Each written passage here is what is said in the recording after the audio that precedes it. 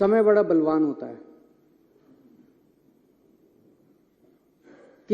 कुछ भी परमानेंट नहीं है जिंदगी में, इस दुनिया में कुछ भी परमानेंट नहीं है।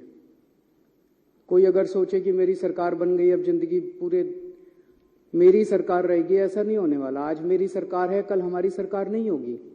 हमारी सरकार 5 साल है, 10 साल है, 15 साल है, 20 साल है, कभी ना कभी तो बदलेगी। आज उनकी सरकार है, परमानेंटली उनकी सरकार नहीं होगी। आज है, कल है, परसों है, अगले दिन बदलेगी। आज दिल्ली में हमारी सरकार है, उनके एलजी हैं, केंद्र में उनकी सरकार है। कल अगर भगवान ने चाहा ऐसा भी हो सकता है कि केंद्र में हमारी सरकार हो,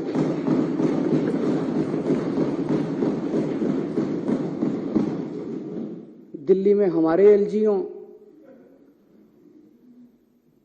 और हो सकता है दिल्ली में हमारी हो, कांग्रेस की हो, बीजेपी की हो, किसी और की सरकार हो।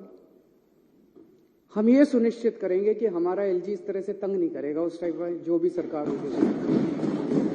हम चुनी हुई सरकार की इज्जत करते हैं, हम लोगों की इज्जत करते हैं, लोगों के मत की इज्जत करते हैं, लोगों के वोट की इज्जत करते हैं, जनतंत्र की इज्जत करते हैं, हम संविधान की इज्जत करते हैं। दिल्ली में 2 करोड़ लोग रहते हैं। मैंने हमेशा कहा है कि ये 2 करोड़ लोग एक परिवार हैं। हमने हमेशा इसको एक परिवार माना है। इस परिवार में लोगों के जब भी कोई सुख दुख होते हैं, हम हमेशा सुख दुख में काम आते हैं। इन 2 करोड़ लोगों में जो बच्चे हैं, इनके जो बच्चे हैं वो मेरे बच्चे हैं। मैं उनको हर्षिता और पुलकित से अलग नहीं समझता, उनको मैं अपना बच्चा समझता हूं।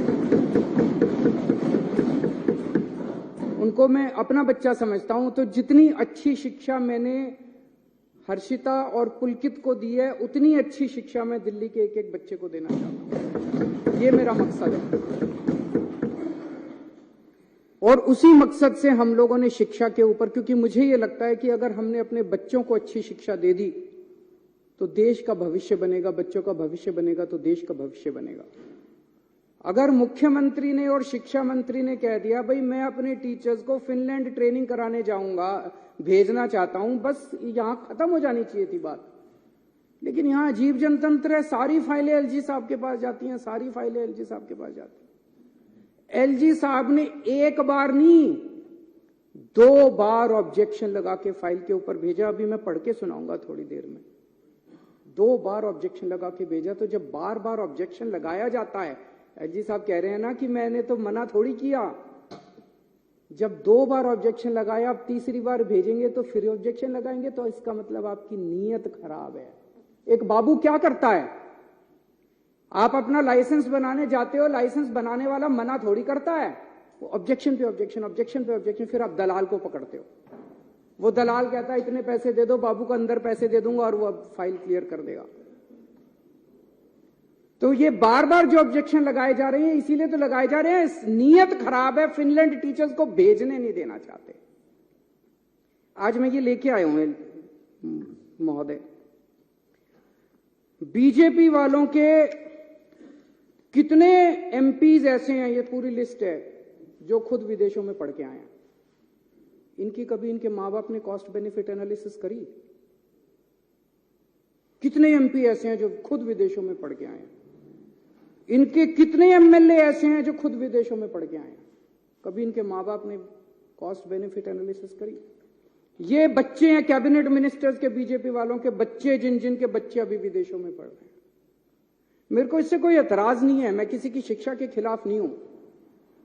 बीजेपी वाले, कांग्रेस वाले, आम आदमी पार्टी वाले, जिसको भगवान ने अच्छा दिया जिंदगी में, वो अपने बच्चों को भेजे, जरूर भेजे। अच्छी से अच्छी शिक्षा सबके बच्चों को मिलनी चाहिए। मैं इसके विरोध में नहीं हूं कि इन्होंने क्यों भेजा। मैं इसके विरोध में हूं कि अगर तुम अपने बच्चों को अच्छी शिक्षा देना चाहते हो तो गरीबों के बच्चों की अच्छी शिक्षा के खिलाफ क्यों हो तुम लोग?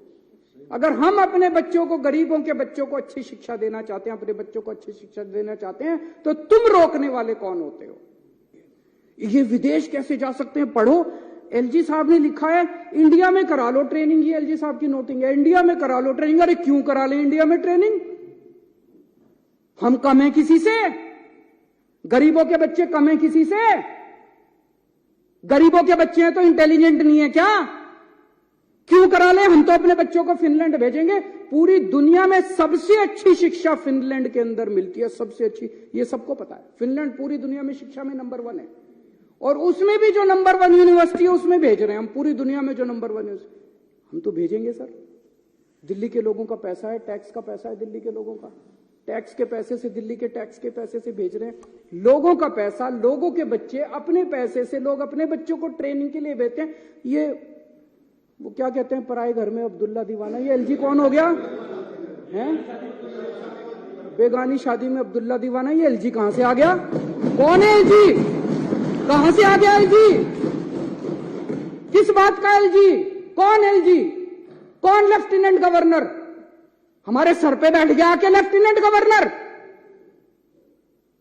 अब वो तय करेंगे कि हम अपने बच्चों को कहां पढ़ाएंगे।